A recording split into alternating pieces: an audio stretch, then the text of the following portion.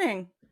Nothing. I am just gonna jump right into cringe and delight, and I'm going to be totally honest with you right now. I have the half of my computer screen covered with papers because I can't look at Bean's face because this is actually my dual cringe and delight, actually. We were Okay, just good. laughing so hard that we had to keep restarting because we were laughing too hard at a quote that I used in last week's episode that we decided completely was unrelated, but in my mind at the moment, it made so much sense.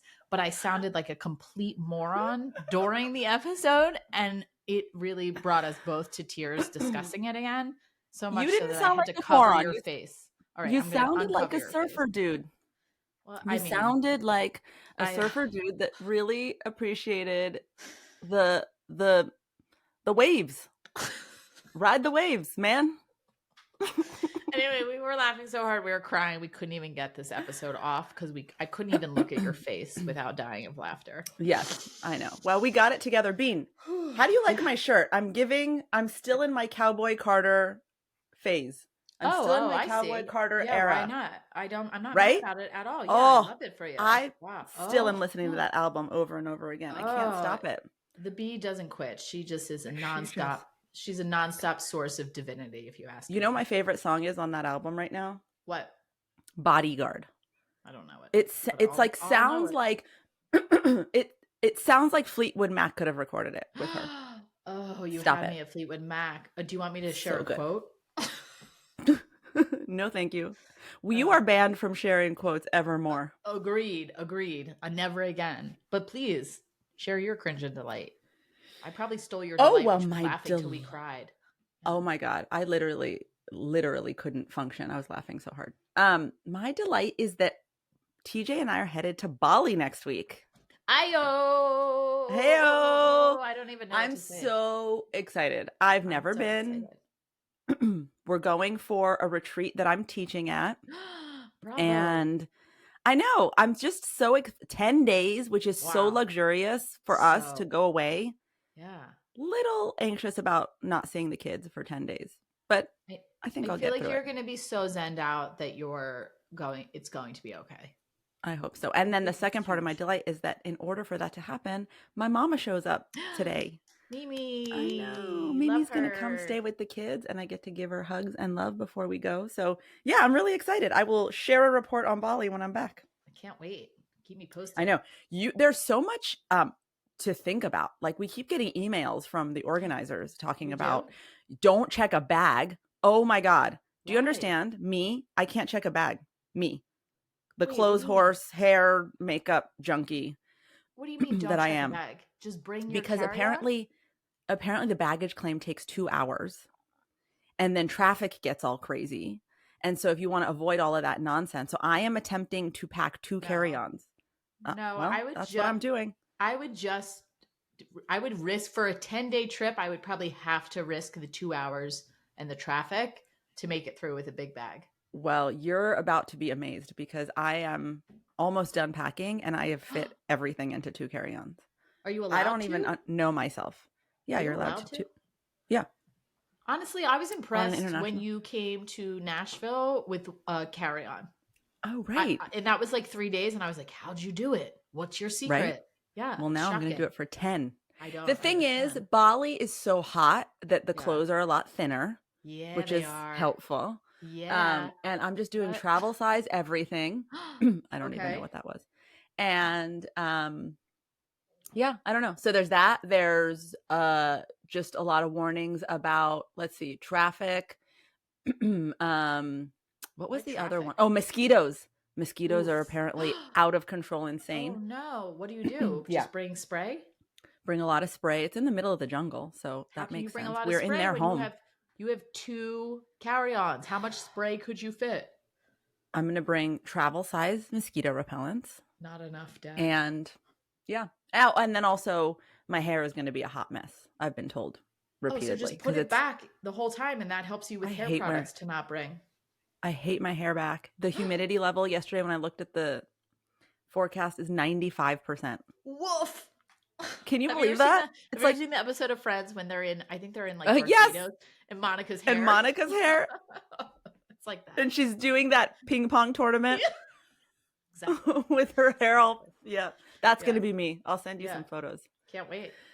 Well, Bean, Yeah. today I told you Karma was going to be your boyfriend Karma is my because boyfriend. we're talking karma. How do you feel about talking about karma today? I feel great. And I think it's kind of a cool piggyback on our last week's episode, sort of like the Yeah. religion, spirituality. I think we even mentioned karma because we knew we'd be doing it this week. I'd love to know more about it. I throw it out there a lot, like with my kids. But I don't even honestly sometimes know if I believe in it or I just am trying to preach, just be your best self whenever you Mm. can. Mm-hmm. Which Mm-hmm. takes me to my point of why I wanted to do this episode, which Great. is that you Perfect. hear the word karma thrown around a lot. And it's used a lot as a punishment threat, right? Like Totally. karma's going to get you. Karma will get you. Yeah. And so I wanted to sort of demystify karma and make sure that we understand the essence of that word from a Okay. self-actualization and personal growth and spiritual standpoint. And we'll And how get about your signature move, a little history on a karma, little please? history on karma. I won't give a lot of history on karma, but I All do think right. that we have to give a nod, obviously, to Hinduism and Buddhism, which is, really responsible for thinking about Structure. karma and bringing it into the modern conversation. So why don't I start by telling you what it is? Please. All right. Okay. So, according to Hinduism and Buddhism, karma is the sum of a person's actions in this and previous states of existence, viewed as deciding their fate in future existences. That's one of the points that gets me, I have to say. Like, why do I have to be living according to something I could have potentially done in a past lifetime? Like, why am I I'm not going to being tell you. judged in this lifetime and what I'm currently doing? Go. I'm going to tell you. And it's not Thank you. about judgment. I'm so glad you Oh, used that word. great. um, Informally, not from a Buddhist or a Hindu perspective, karma is just defined as destiny or fate or following as cause and effect. Okay. So one thing leads to another. There are 4 main principles of karma that I just wanted to acquaint us with. And here are the 4 main principles. 1, small actions can lead to great results. So Agreed. the smallest thing you can do can bring about an immense amount of happiness or sadness. And so what you might consider a small act of goodwill might make an incredible change in someone else's life. I agree. And again, that could be the converse of that can be true, but ripple effect, small actions can lead Pay to it large forward. results. Right. The second principle is that karma is non-transferable. You're responsible for your karmic experience. Means that when you create karma, you will then be responsible for experiencing that karma. No one can remove that karma for you. You cannot hand that karma to someone else. Your karma is your experience. The third principle, non-committed actions won't give you the results you want. You have to fully commit to an intent. You have to commit to an action to bring about the results you desire. So I mean, if you yeah. are trying to work with karma, then it requires commitment and focus to your actions and your intentions. Which I And then think should lastly, be true no matter what, whether you believe in karma or not. yes, absolutely. Ride that Um, wave. Lastly, karmic actions won't disappear on your own. You have to experience the results, good or bad, of your karma in order to neutralize or balance them. Those are Even the from your 4. past lives? Yes, those are the 4 Ugh, principles of karma. So so let's get unfair, karma. into why. Um, Karma in general, when you think about it, the concept of karma promotes what we just talked about is intentional action, right? So let me just break that down and then we'll get into what Please. we were talking about around past lives. So let's look at intentional action this way. Let's say that you plant a rose bush. When you plant that rose bush, you're expecting what to grow? A rose bush. Roses. Right. You're expecting roses. You're not planting a rose bush expecting cucumbers. Correct. You're not planting a rose bush expecting lavender to grow. Keep giving examples. These are great. That's it. That's all I got for you. Oh, But man. that is like the most basic analogy Okay. around this being about promoting intentional action. Karma in the psychological sense is the same. If you act with good intentions, happiness will follow. If you act with ill intentions, harm and problems will follow. The seed you plant is going to reap whatever it is that you intended it to be when you planted the seed. And so I think one of the problems with karma is that we can sometimes see dishonest or cruel people receive positions of power or get ahead in life. Right. And we can see really loving, kind hearted people go through hardships, Yes. die young, experience, a really difficult life. And that's where I think the concept of karma can become really difficult to wrap our heads around, because if it's about intention, whatever seed you plant grows, then how can people who intend harm be experiencing such a positive life, and those who don't intend harm experience a negative life? This is my struggle with karma. One of my greatest struggles with understanding karma or believing in it. Right. So I wanted to just name that right there, because I think that is the general difficulty with karma. Now, everything we're about to say is going to depend on the idea that you believe in or are willing to think about the soul as reincarnating or as coming back to re-experience life in the human body in different lifetimes. So just to be clear, everything we're going to talk about related to karma from here on out is around this spiritual understanding that the soul manifests in different bodies to experience different human experiences. So let's just start with, what is the soul again? Bean. The soul is the very essence of you that existed before you were born and will exist after you die. And my belief system, and many, many belief systems out there, and particularly those that embrace karma as a phenomenon, is that the soul cannot expand unless it has tangible experience. Right. The soul is intangible. The tangible is the human body. So to experience life in a tangible way, the soul inhabits a body. That body has life experiences, and through those life experiences, the soul understands things like winning and losing, grief and joy, love and hatred, whatever it might be. The soul can only experience those actual human experiences through the human body. So and not being able to have... If the verdict is still out for me on whether or not the soul has been through many lifetimes, can I not then believe in karma? We'll get there. Great. Let's just stay in this track, and then we will get to karma in this lifetime. Go. Yeah. So going back to this concept that the soul comes back to re-experience things, then what that means is that the soul is attempting to experience every element of the human experience so that its experience is whole and fulfilled by the end of its manifestations or reincarnations. Right. So you may have heard that the enlightened one in a Buddha is, in Buddhism, a person who has had the full karmic cycle of all experiences and completed the human experience. Same belief in Hinduism. So if that's true, then the soul is going to come into a personality, right? Come into a human experience and have a set of experiences. In those set of experiences, it is going to create a ripple effect. It is going to have impact on others around it. That ripple effect creates energy in the larger consciousness, right? I do something to you, Bean, I hurt you. Then I disappear from your life and I die, right? This is so tragic. This is taking a tragic turn, Bean. I know, I'm sorry. That ripple effect that I've put out into the larger consciousness has now created an imbalance. It's created an experiential imbalance because you experienced harm from my actions, right? That I did not then receive or be able to have any kind of understanding of or accountability for. Okay. So my soul goes on to my next lifetime.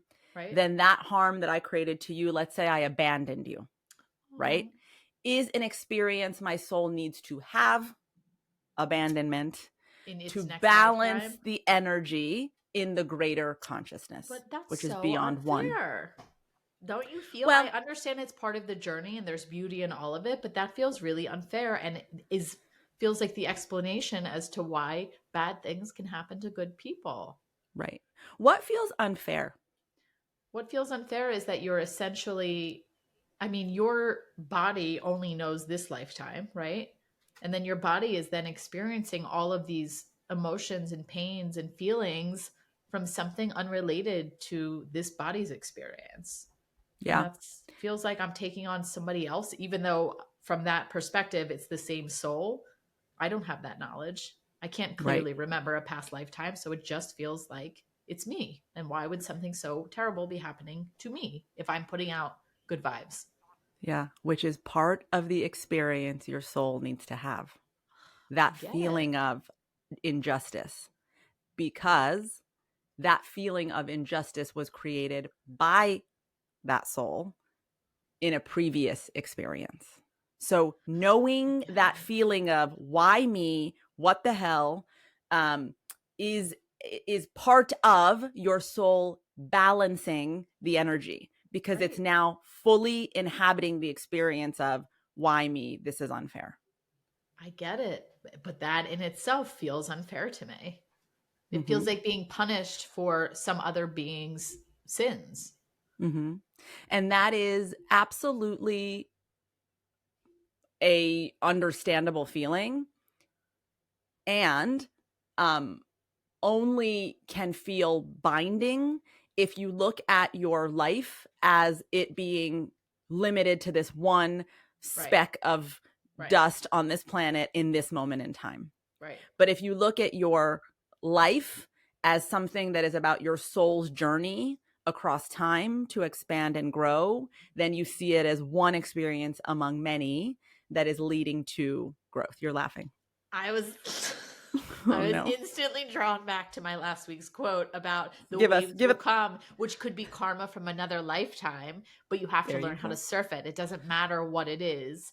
That was sort of the point of that quote, was Right. that the whole things will happen out of your control, whether that be karma from another lifetime or somebody else's actions or what have you, but you need to learn in this moment to ride it no matter what. You're really trying to redeem this I quote. I see it. You know I hope what? that clarifies for anyone confused by last week's episode. You've now brought up the surfing analogy in 2 episodes. And And let's just see. I was instructed to never use quotes again, so just disregard that I We're going to shared listen. that. This is what we're going to do. We're going to put a poll out there on our social and see how many Ooh, people polls, resonated with your polls. quote. Okay. This is a Yes. promise.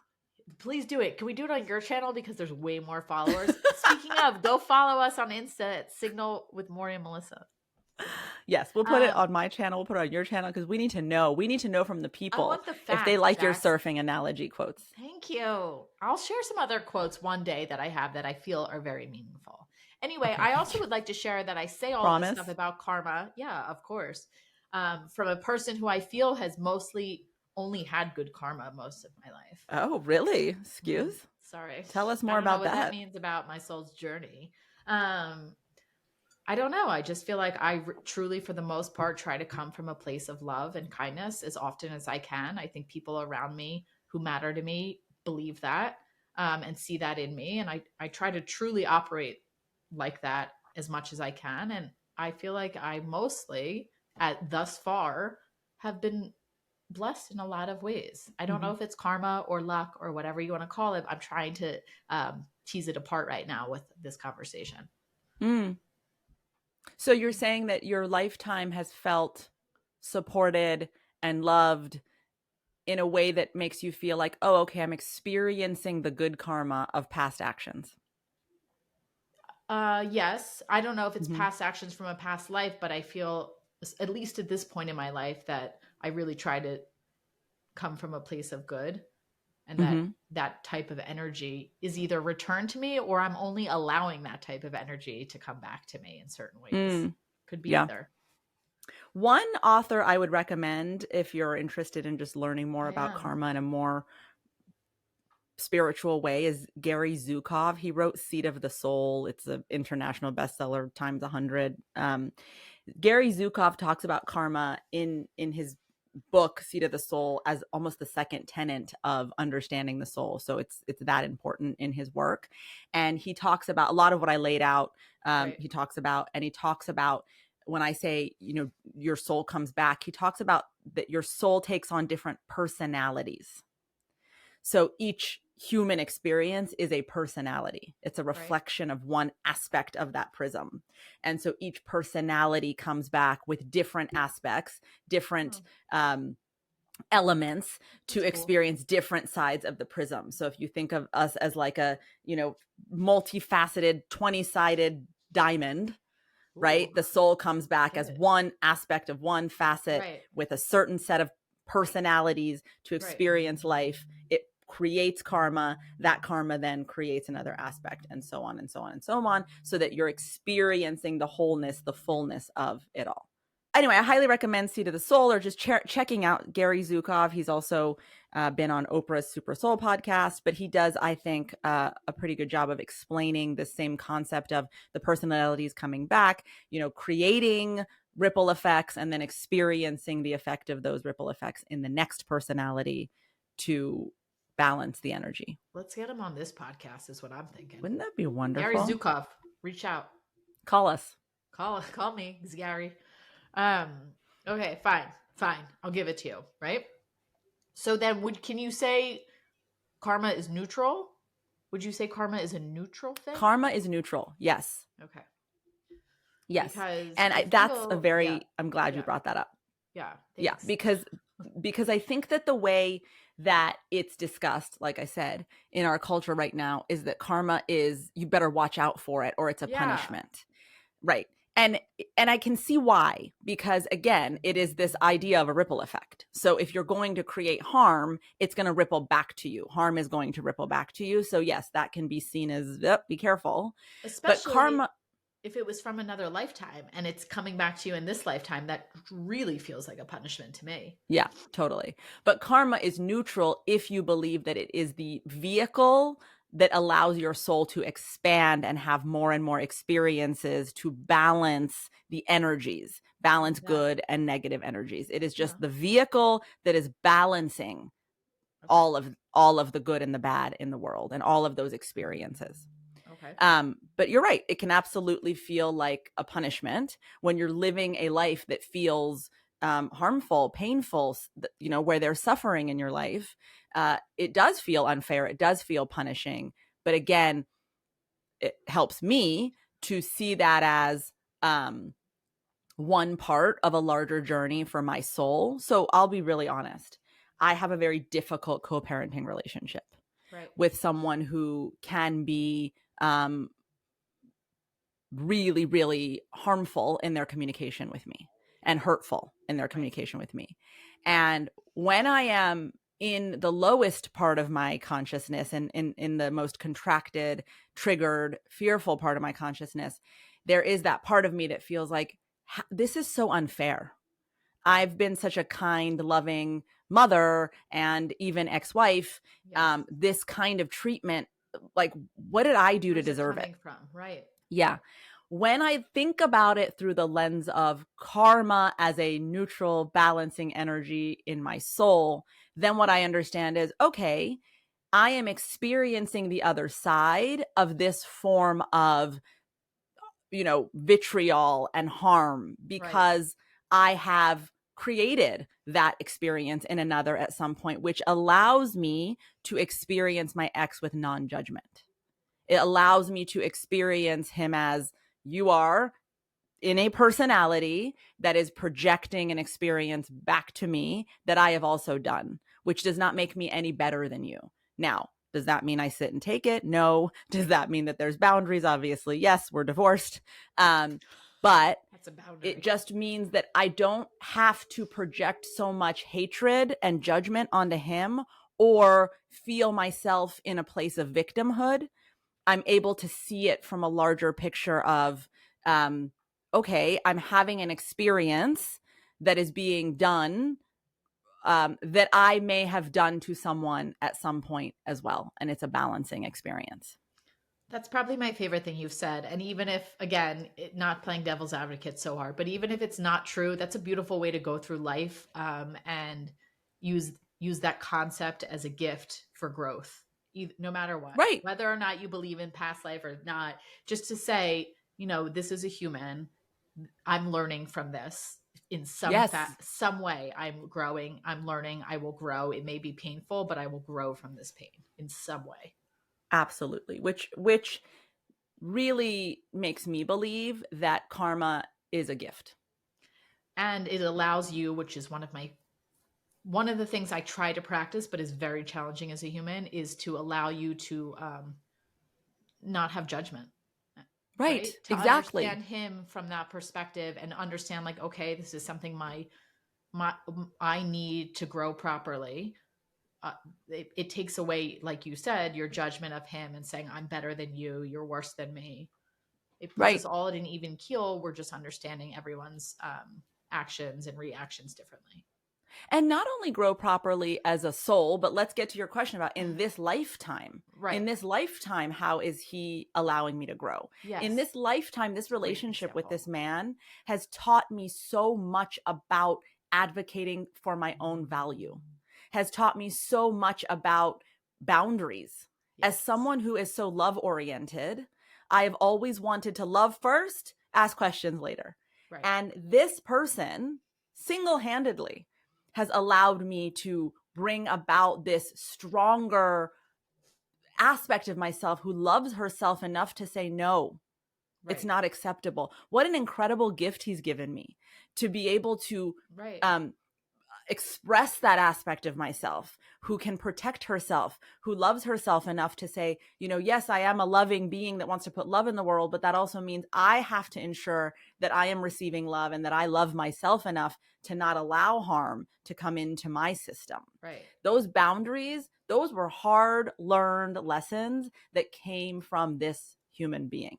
And so, in a place of non-judgment, I can see his role in this personality's lifetime of expansion is that he had to be, it's like he was handed a script by a director that was like, this is what she needs to learn. Go ahead and unleash all of this, because you're playing an important role in shining this aspect of this diamond so that she can really come into her self.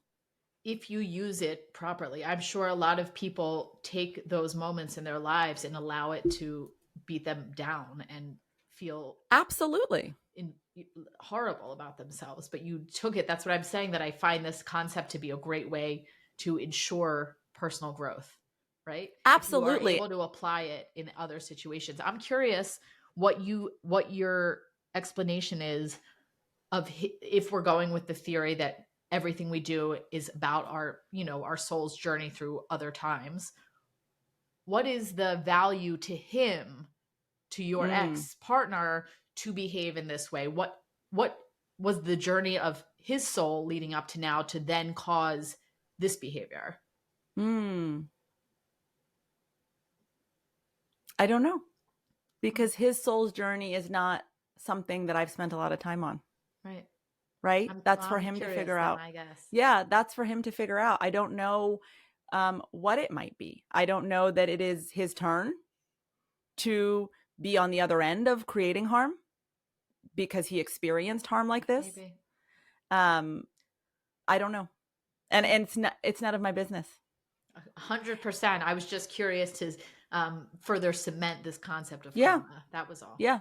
I No, agree. I, It I is none of say your that in that business. way to say that's actually what I think can trip us up, is trying to figure out, well, Yeah. why is someone Why else does the behaving this way? What does this mean right? about their soul's journey? Like, That's not the point. right. The point is the experience I am having How are and what you I am learning and internalizing? growing from in this Yeah. experience. Yeah. Absolutely. I feel like that's been a real mantra for me in my 40s. And I will say, I can think back to several experiences throughout my life of being friends with you where you have said to me, and I didn't really internalize it until more recently, what did you take away from this? What's your Right. biggest takeaway here? What did you learn from this shitty situation? And I was Right. always like, I didn't learn anything. I just learned how to Yeah. be sad. But now I'm like, oh, I learned something. It may have Yes, not been what I always. wanted to learn, but I learned something. I now know Always. something I didn't know before. Yeah. And it's important to me to share a difficult experience I agree. because I think it's easy to hear people talk about this and feel like, well, what do you know? Your life has been so blessed. I What do was you like, know? good Yeah, karma all the your life way. is so easy and I'm the one suffering and experiencing harm. And Right. I want to say that all of my work and my teaching comes from experiencing deep suffering and Right. pain in this Agreed. lifetime, whether that was, being on the verge of poverty as a child or experiencing abandonment from my father or being in a marriage that did not serve my highest good. I just want you guys to know what I say is about walking alongside you on this journey. It is never from up ahead in a more Right. privileged and entitled space. It comes from experiencing pain and hardship. So when you hear me say that karma is my teacher, it's Melissa's boyfriend, but it's my Yeah, teacher, obviously. that I mean it because I've experienced the pain and suffering side of it. It's not all light and love and puppies that makes me say that to you. I feel like the title of your next book should be Karma is My Teacher. Just saying. Okay. Put it Um, out there. I did want to ask because people are always saying in that punishment aspect of karma, like, don't do that. Karma, what do we say? Karma will get you, right? Yeah. Is it even possible then does it even matter if we do operate from a place of love and good karma and whatnot, if our journey is already sort of late, according to the karmic theory, if our journey is already laid out for us because of a past lifetime, does it matter if we're good or bad, quote unquote, in this lifetime? If it doesn't, Yes. if there's no, if what's being handed back to us is not directly related to our current lifetime's actions. Yes. Yes. Yes. Can we get Because good you, karma? yes, you can put intention behind cultivating good karma. Great. And How? that has a ripple effect in this lifetime and in your soul's experience moving forward. So it's like you're putting money in the bank and you can use it in this lifetime, and that money is going to earn Oh, interest and it's going to then expand. It's going to expand in the next lifetime. So the ripple effect oh, is okay. absolute. Absolute. And we can impact this lifetime's karma based on our actions in this lifetime. Absolutely. Great. And the Gary Zukov talks about this in his book. The best way to think about that is the golden rule. What's the golden rule? Treat. I hope I'm right. Treat others as you want to be treated, which is Exactly. how I truly try to live my life by. I Exactly. believe in it. So karmic balancing can be just living by the golden rule, which is that I am going to constantly engage with other organisms the way that I want to be engaged with. Right. And that is respecting everything on a level that you want to receive respect back Right. from. I was Right. just So gonna say a little side note is I'll be really great to you until you're not really great to me. Then I'm not gonna give you all my energy. I will say that. there's a difference between giving someone all your energy, which I agree with. When someone does not deserve your energy, you Right. have to contract your energy. Right. That does not mean that you create harm in their lives. Correct. Agreed. Right. Right. So that's karma isn't saying you have to keep giving energy to Right. people who Or don't value it. right. Karma Right. is just saying don't create harm in the lives of someone else or something else, an animal, because that experience of harm will come back to you. But it does not mean, like I was giving in the example with my ex, that you're supposed to have no boundaries and just take a Take bunch of it. harm. Right. Right. Yeah, absolutely. So, to answer your question about balancing karma or cultivating good karma, Yes. the way that you can start is just by really thinking about what are ways that I may be creating harm right now, whether that is making someone feel abandoned, ignored, hurt, left out, judged. Judgment is a big one. It's one we all do all the time, right? So, how am I creating harm through those negative intentions towards someone else? Right. Awareness about those things is going to help you do the opposite. It's going to help you drop that judgment. It's going to help you drop that, not creating belonging in them. It might allow you to bring people in, it only to a level where they will not create harm in your life, right? I'm not Right. saying everyone should have full access to you. Correct. So that's one way to cultivate it. The other way is, what is the good that I can put in the world? How can I live an existence and an experience that is loving, that is open, that creates belonging, that grants other, not that anyone can grant you dignity, but treats people with dignity, right? That always respects other people's autonomy, so that I am putting out an experience in the world that is full of good and full of love, which comes back to me. I love that. I do. I really love that. I Do think you it's have a like a world. majestic quote to No, top that with? I mean, surf the waves, but I think that it's a beautiful, whether or not you believe in karma, I think it's a beautiful way to approach life anyway. I know that it gets challenging and things feel really heavy when lots of shitty things happen to you if you're a good person, but I think it's a Yep. great rule of thumb for life.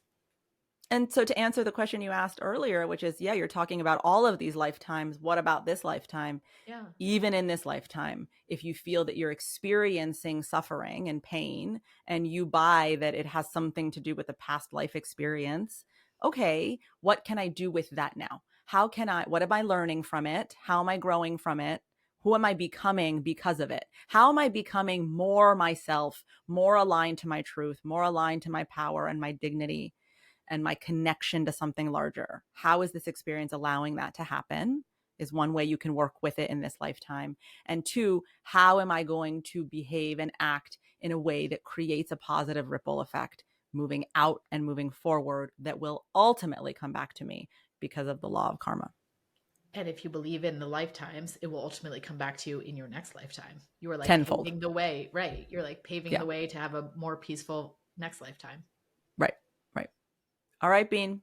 Being, That's it. That's karma. I feel like that was a little short and sweet, but I think I thought it was succinct in a helpful way, good. So what's your right? famous takeaway? My famous takeaway is that karma is not related to this one lifetime, which I struggle with because I go in and out of believing in different lifetimes, but it really helps to reframe when bad things happen to good people, which I've always struggled to understand in my own life.